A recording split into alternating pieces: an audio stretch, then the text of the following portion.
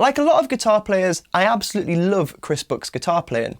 I think it's incredible how even in a world where we're exposed to so much guitar-based media through the likes of YouTube and TikTok, etc., he still manages to sound so unique. And it got me wondering, what does he do that's different to everyone else? Because realistically, he's just got access to the same kind of techniques and notes as the rest of us, so what is it exactly that he's doing differently? And this led me to ask the question, how hard can it be to actually play like Chris Buck? And so that's what I've been trying to find out. So to get started on this, I decided to learn the solo that he played on Paul David's improv challenge a few years ago, as it seemed pretty chill and melodic rather than the kind of more fast and shreddy solos that you see him doing at times. So it just seemed a little bit more approachable. Plus he did his own kind of explanation video on it, and you can download the tab from his website, so you can use those resources as well if you want to have a go at learning it. So at the end of this video, I'll show you my playthrough of the solo, and you can decide for yourself whether I managed to get anywhere close to sounding like him, but basically it's a lot closer than I would have beforehand, which really was my only goal. I'll also do a slowed down playthrough, which might help you if you're trying to do your own transcription, but before that I want to talk about a few of the things that I discovered that make Chris Buck sound like himself. So I want to start by talking about some techniques, and the first one is this Bendy-Slidey Thing, which is what Chris calls it in his interview on Justin Guitar, and that sounds like this. And essentially what you're doing is you're bending up in pitch, and then as you release the bend, you're sliding up in pitch. Now the slide seems to always be a semitone, so if the bend is also a semitone, you're just sliding up to the same note that you were bending to, like this. So the notes you hear are... However, if the bend is a tone, that means the semitone slide that follows it is technically out of key, but it kind of ends up acting as a chromatic passing note. So that would sound like this. So what you're actually hearing is...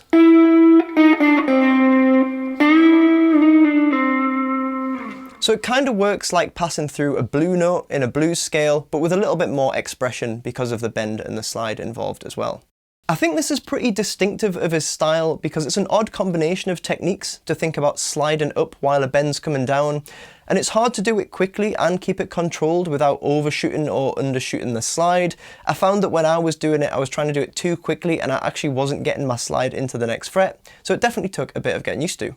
Next I want to talk about his right hand technique because he's using fingerstyle to play lead guitar, and he also has this technique where he holds the pick under his first finger, so it mainly leaves thumb and third finger to actually pluck the notes.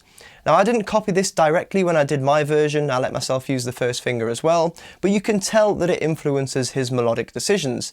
For example, he does a few rakes with the third finger just because it's there and available, and it's kind of like playing anything by Mark Knopfler where it doesn't quite feel right to play it with a pick, so I would definitely say that the fingerstyle element has an effect on note choice. You often find that lead guitar done with fingerstyle has a few more vertical movements in than you might have with a pick, just because you've got fingers ready to pluck each string, whereas with a pick you'd have to move between the strings all the time. So you tend to find there are a few more movements up and down arpeggios on the top few strings, and there are definitely a couple of examples of that in this solo.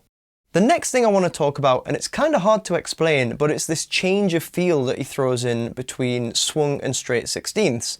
So if we have a look at these two bars as an example, you can see in the first bar we've got the swung sixteenths, the second bar is straight. I know that it's showing quavers in the cymbal, but that's just what Guitar Pro shows to signify no triplet feel. And if I play those two bars for you, it would sound like this.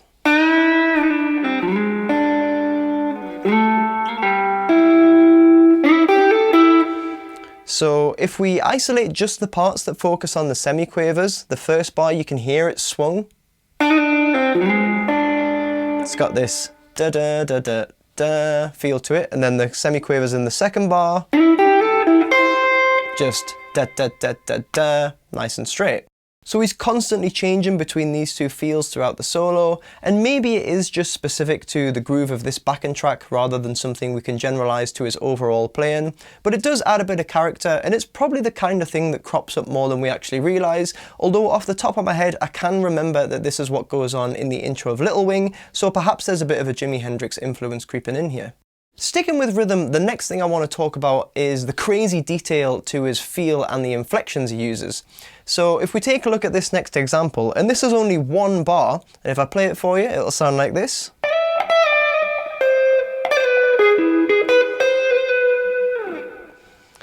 So we've got the usual stuff in there like pull-offs and slides, although he does like to chain multiple slides together, which adds a bit of flair. But the main thing I want to talk about are the tiny rhythmic subdivisions that he's got going on. We're down to demi-semiquavers for a lot of it, and even a couple of hemi-demi-semiquavers, which is 64th notes. So incredibly detailed rhythms going on, and it's kind of impossible to speak them using the 1E and a 2E and a 3E and a counting system. And I also want to bring attention to the staccato notes shown by the tiny dots above the tab. These just create a tiny little pause which then emphasizes the next note or phrase that you hear, rather than sustaining notes into each other, which would probably sound a little bit more bland. These crop up quite a lot, so they probably are one of the things that are most distinctive in his playing. The little bits of staccato are one of the things I found hardest to replicate because you've got to stop and start the flow so quickly. Obviously to him by this point it must just come totally naturally, but I definitely found that was one of the things I had to work on. He's also got a couple of the middle finger rakes in this bar which adds a bit of expression, and you can also see one of the vertical arpeggios that I mentioned before. So there's loads of stuff going on here, and as I said, this is only one bar, so it's the combination of all these tiny little details going on all the time which I really think makes him sound distinctive from everyone else. So now is the fun part where I get to do my rendition. I appreciate that it would look pretty rubbish if I went through all that explanation and then played it really badly, so pressure's on a little bit. However, there's obviously going to be room for improvement, and hopefully it's not too bad for a first ever attempt at mimicking his style, but here's how I got on in the end.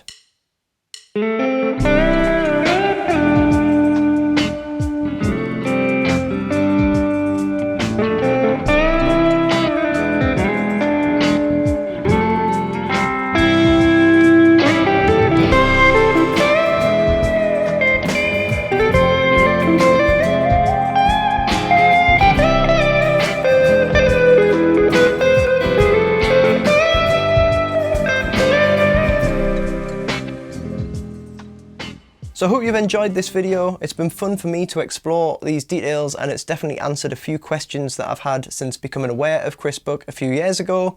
I'll pop links to all the videos that I've mentioned in the description. So that's the original improv challenge from Paul Davids, it's the explanation video that Chris Book did himself, and also his interview on Justin Guitar where he discusses things like his techniques.